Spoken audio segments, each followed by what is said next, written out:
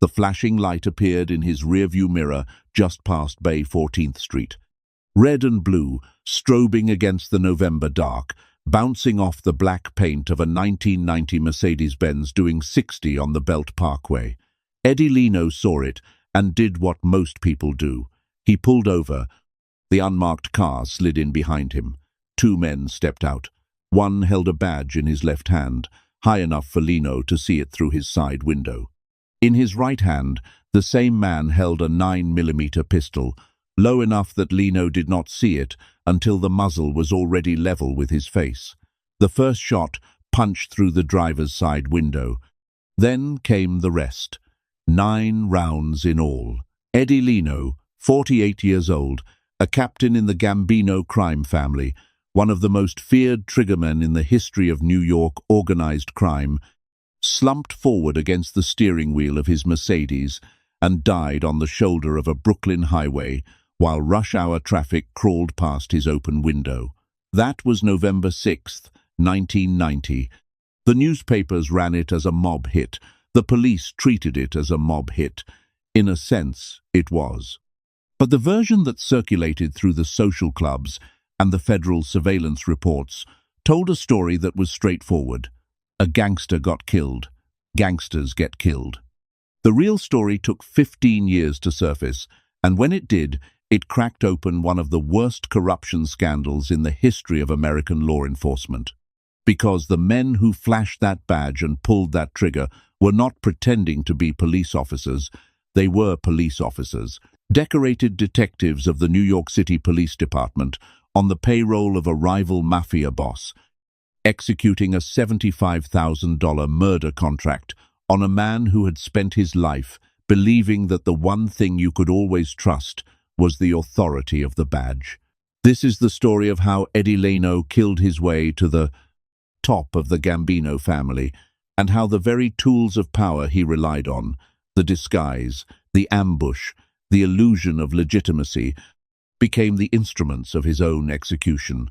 Eddie Leno was born in 1942 in Bensonhurst, Brooklyn, and grew up on the streets of Gravesend, a neighborhood where the Gambino family was not an abstraction. It was the economy. It was the social order. It was the system that decided who worked, who prospered, and who disappeared. Leno came from a family already woven into the fabric of organized crime. His cousin Frank Leno was rising through the Bonanno family. His brother-in-law, Salvatore Scala, was connected to the Gambino operation. Even his wife's uncles, Carmine and Francis Consalvo, were associates of the Genovese family, men who answered to Vincent Gigante. Eddie Leno didn't choose the life. He was born inside it, and by the time he was old enough to understand what it meant, the doors to anything else had already closed. What set Leno apart from the neighborhood guys who drifted in and out of low-level rackets was not his ambition, it was his silence. In a world where men bragged about scores over espresso, Leno listened. He showed up. He followed instructions. And when the instruction was to kill somebody, he did it without the theatrical displays that made other men feel important and eventually got them caught. That discipline brought him to the attention of the one man in the Gambino family who valued it above everything else: John Gotti. By the early 1980s, Gotti was a captain operating out of the Bergin Hunt and Fish Club in Ozone Park, Queens, and Eddie Leno was part of his inner orbit. Not the loudest voice, not the most visible face, but reliable in the way that matters most in that world. Gotti trusted him with the kind of work that could not be undone if it went wrong. And in December of 1985, the biggest piece of work in modern Mafia history needed doing.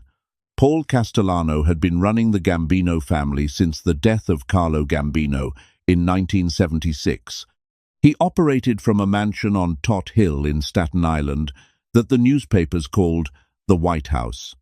He wore tailored suits. He ate lobster. He moved the family's money into construction rackets and labor unions and legitimate-looking enterprises that generated millions without bloodshed.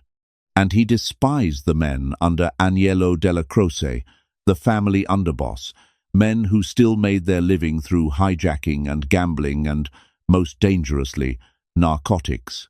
Men like Angelo Ruggiero, men like Gene Gotti, men like John Gotti, men like Eddie Leno. When the FBI bugged Angelo Ruggiero's house and captured hundreds of hours of conversation about heroin deals, Castellano demanded the tapes.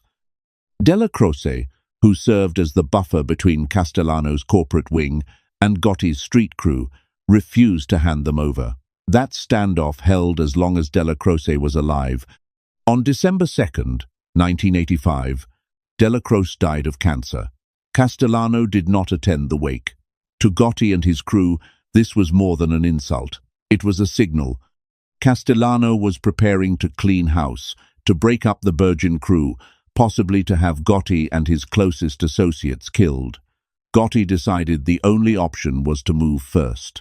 The plan came together in days. Frank DeCicco, a captain who had access to Castellano's schedule, confirmed that the boss would be dining at Sparks Steakhouse on East 46th Street in Manhattan on December 16th.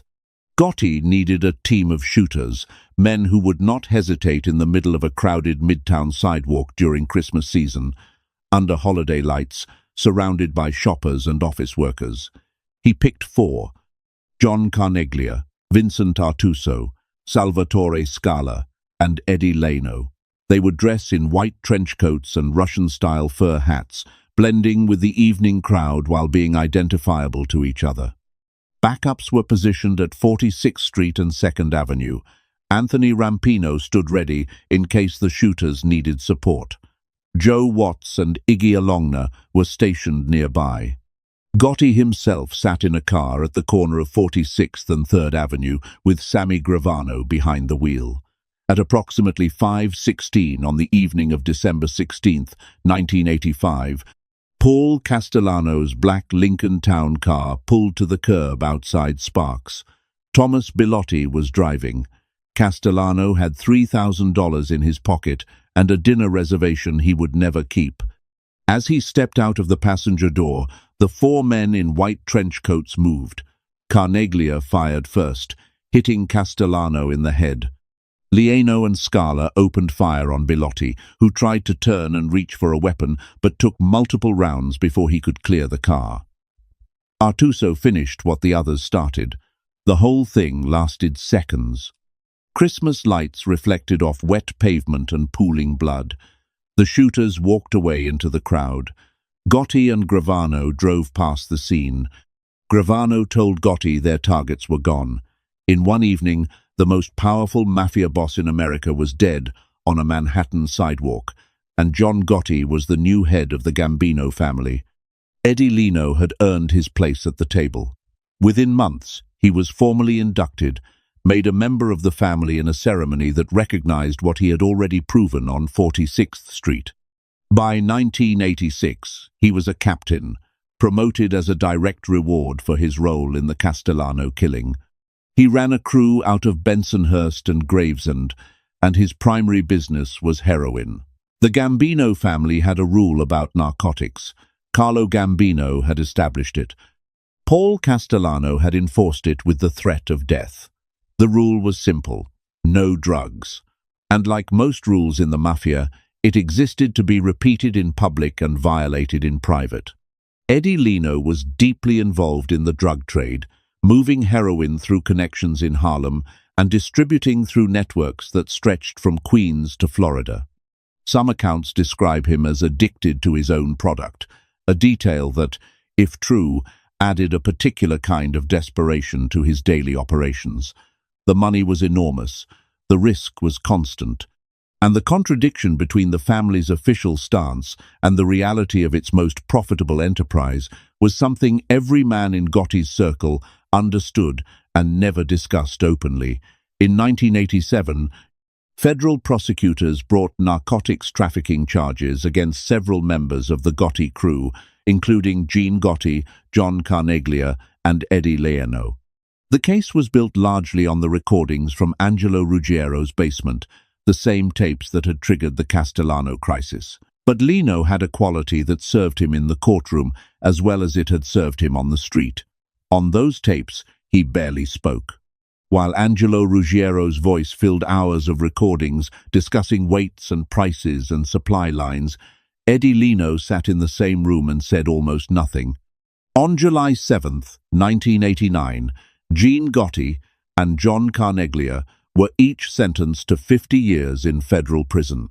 Eddie Leno was acquitted. His silence had saved him, but silence could not protect him from the enemies accumulating outside his own family. On September 6, 1986, less than a year after the Castellano hit, several Gambino associates attempted to assassinate Anthony Casso, the underboss of the Lucchese crime family. Casso survived the shooting, and the moment he recovered, he began hunting every man he believed was connected to the attempt on his life. He was methodical about it, and he had a resource that no other mob boss in New York had ever used in quite this way. 2 decorated detectives of the New York City Police Department were on his payroll. Stephen Caracappa was a member of the NYPD's Major Case Squad, with access to informant files, surveillance records, and active investigation details. Louis Ippolito came from a family steeped in the Gambino organization.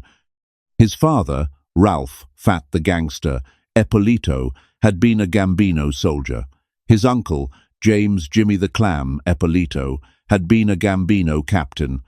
Ippolito wore a badge, but his bloodline ran through the same Brooklyn social clubs where men like Eddie Leno conducted business.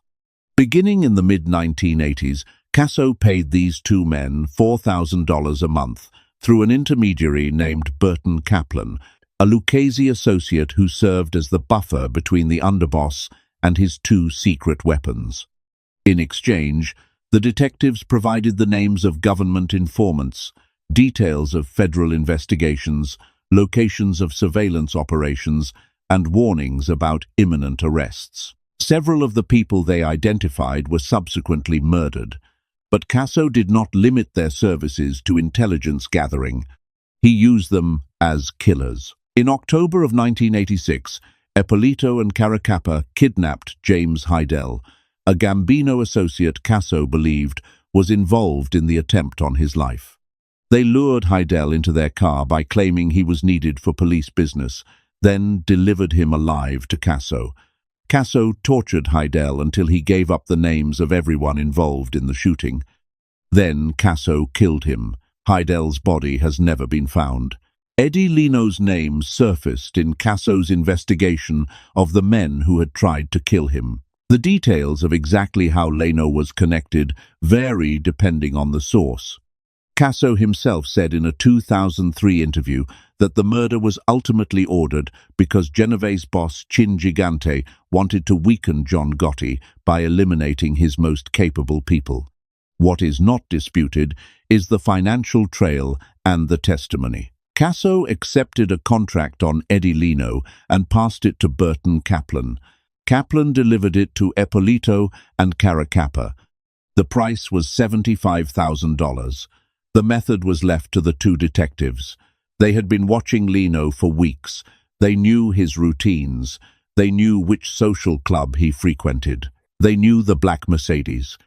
On the evening of November 6, 1990, Ippolito and Caracappa followed Eddie Leno as he left his social club in Brooklyn and merged onto the Belt Parkway, heading east through the evening traffic.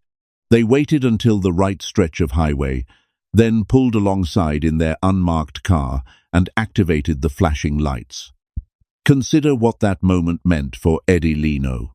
He was a man who had survived the heroin wars, survived a federal narcotics trial, survived the internal politics of a crime family that had just executed its own boss. He was careful. He drove a car that announced his status but never drew unnecessary attention. He kept his movements deliberate. He went to appointments. He drove his routes. And now, on a Tuesday evening in November, red and blue lights were flashing in his mirror, and 2 men who appeared to be law enforcement were signaling him to the shoulder. In any other context, a man like Leno might have kept driving, might have suspected a setup, might have reached for the weapon that men in his position always kept close, but the badges were real. The car was real. The authority radiating from those flashing lights was, for a man who had spent his life navigating around the edges of law enforcement, impossible to ignore. He pulled over. Caracappa walked to the driver's side window. He held up his badge in one hand. In his other hand, the gun. The first rounds hit Lino before he could react. 9 shots in total. Eddie Lino, the man who had stood on 46th Street 5 years earlier and put bullets into the most powerful mafia boss in America, died behind the wheel of his Mercedes on the Belt Parkway near the intersection with Bay 14th Street. His car drifted slightly toward the guardrail and stopped. Rush hour traffic continued to move in the adjacent lanes. Nobody pulled over. Nobody saw what had actually happened. 2 men with badges got back into their unmarked car and drove away. For 15 years, the murder of Eddie Lino remained officially unsolved. The assumption on the street and inside law enforcement was that it had been a professional mob hit, which, in a sense, it was. The professionals just happened to carry NYPD shields. The case broke open when Burton Kaplan, serving 27 years for drug trafficking, decided in 2004 that he was tired of sitting in prison while the men he had paid walked free. Kaplan told federal prosecutors everything: the monthly payments, the intelligence leaks, the kidnappings, the murders. On the basis of his testimony, Ippolito and Caracappa were arrested at an Italian restaurant in Las Vegas in March of 2005. They had retired to Nevada and were dealing methamphetamine on the side. The trial opened in Brooklyn Federal Court in March of 2006. Prosecutor Mitra Hormozi told the jury that these were not traditional mobsters. They were better. They could get away with murder because they were New York City police detectives. On April 6, 2006, after 2 days of deliberation, the jury convicted both men on all counts: 8 murders, 2 attempted murders, 1 murder conspiracy, racketeering, kidnapping, obstruction of justice, drug distribution, money laundering. United States Attorney Roslyn Mouskoff said they had perverted the shield of good and turned it into a sword of evil. In March of 2009, Louis Ippolito was sentenced to life in prison plus 100 years. Stephen Caracappa received life plus 80 years. Both were fined millions. Caracappa eventually died behind bars. Anthony Casso, the man who had ordered the hit on Eddie Lino and employed the 2 detectives as his personal kill team, was sentenced to life without parole after his cooperation agreement collapsed because he could not stop lying and committing crimes even in protective custody. He died of complications from COVID on December 15, 2020. He was 78. John Gotti, the man Eddie Lino had killed for, the man whose rise Lino had made possible on a sidewalk outside Sparks Steakhouse, was convicted of murder and racketeering in 1992 after Sammy Gravano turned government witness. Gotti was sentenced to life without parole and died in federal prison on June 10, 2002. He never publicly acknowledged what Eddie Lino had done for him on 46th Street. He never publicly addressed what had happened to Lino on the Belt Parkway. The man who had pulled a trigger for his boss and pulled over for a badge received no eulogy from the family he served. Eddie Lino killed under the cover of a white trench coat and a Russian fur hat on a Manhattan sidewalk lit by Christmas bulbs. He died under the cover of a flashing red and blue light on a Brooklyn highway in the dark. Both times, the killing was done by men who arrived in disguise. Both times, the victim trusted what he saw. Castellano trusted that the men approaching his car were holiday shoppers. Leno trusted that the men behind the flashing light were the law. $75,000 in cash delivered through a career criminal to 2 badge-carrying officers of the New York City Police Department. That was the contract price for a Gambino captain who had helped assassinate a Mafia boss, organized the killing of an FBI informant, survived a federal narcotics trial, and served his family for nearly 3 decades. $75,000. A black Mercedes on the shoulder of the Belt Parkway, and 2 flashing lights that were real and false at the same time, blinking against the Brooklyn dark until the unmarked car pulled away and the only light left was the glow of the dashboard in a dead man's car. If you found this story worth your time, subscribe to Mafia Talks. New episodes drop every week. Leave a comment with who you want us to cover next. This is Mafia Talks, untold stories from the world of organized crime.